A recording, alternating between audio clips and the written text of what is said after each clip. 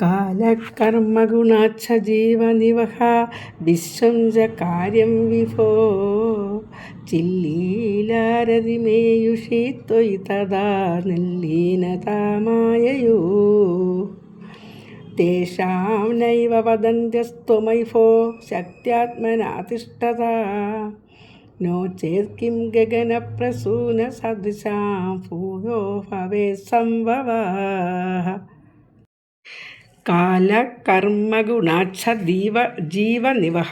കാലം, കർമ്മങ്ങൾ എന്ന് പറഞ്ഞാൽ സുഹൃതവും ദുഷ്കൃതവുമായ കർമ്മങ്ങൾ, 3 ഗുണങ്ങൾ, ഗുണാച്ഛ സത്വഗുണം, തപോ ഗുണം, രജോ ഗുണം എന്നീ ഗുണങ്ങളടങ്ങിയതും ആയ ജീവസമൂഹവും, ജീവനിവഹ ജീവസമൂഹവും, വിശ്വം ച കാര്യം വിഭോ ആ മായയാലുണ്ടാകുന്ന ഈ വിശ്വത്തിൽ നിറഞ്ഞു നിൽക്കുന്ന ഭഗവാനെ, ചില്ലീലാരതി മേയുഷി എന്ന് പറഞ്ഞാൽ ചിത് ലീലാരതിയും എന്നാണ്. ചിത് ലീലാരതിയും ആ യോഗനിദ്രയിലാണ്ട, ഈയുഷിത്വയി അങ്ങയിൽ, ആ യോഗനിദ്രയിലാണ്ട അങ്ങയിൽ, തഥാ ആ പ്രളയസമയത്ത് നിർലീനതാമായയു അങ്ങയിൽ അലിഞ്ഞു വിശേഷമായി വിശ്വം മുഴുവൻ അങ്ങയിൽ ലയിച്ചു. തേഷാം ഈ പറഞ്ഞ ഘടകങ്ങൾ, കാലകർമ്മ ഗുണങ്ങൾ എന്ന് വെച്ചാൽ ഈ പറഞ്ഞ ഘടകങ്ങൾ, നൈവ വദന്ത്യ ആരും പറയുന്നില്ല, ത്വമയി ഇല്ലാതായി എന്ന് ആരും പറയണില്ല,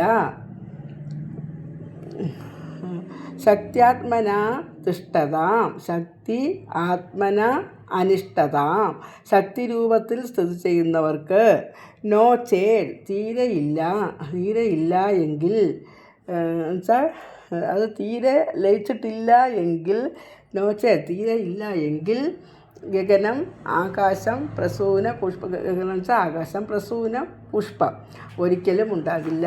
ഭൂയോ ഭവേത് സംഭവഃ എന്ന് വെച്ചാൽ സൃഷ്ടി സമയത്ത് ആകാശത്ത് ഒരിക്കലും ഒരു പൂവ് വിരിയില്ല, അതുപോലെ സൃഷ്ടി സമയത്ത് വീണ്ടും ഉണ്ടാകില്ല എന്നാണ് മേൽപ്പത്തൂർ ഇതിൽ പറയുന്നത്. അല്ലയോ ഭഗവാനെ, ആ സമയത്ത്, ആ പ്രളയ സമയത്ത് എല്ലാം ഭഗവാന്റെ ഉള്ളിൽ പോയി ലയിച്ചവ മാത്രമേ വീണ്ടും സൃഷ്ടി സമയത്ത് ഉണ്ടാവുകയുള്ളൂ. ലയിക്കാത്തവ വീണ്ടും ഉണ്ടാകില്ല എന്നാണ് മേൽപ്പത്തൂർ ഈ ശ്ലോകത്തിൽ പറയുന്നത്. ആകാശപുഷ്പങ്ങൾ ഒരിക്കലും ഉണ്ടാകില്ല എന്നാണ് പറയുന്നത്.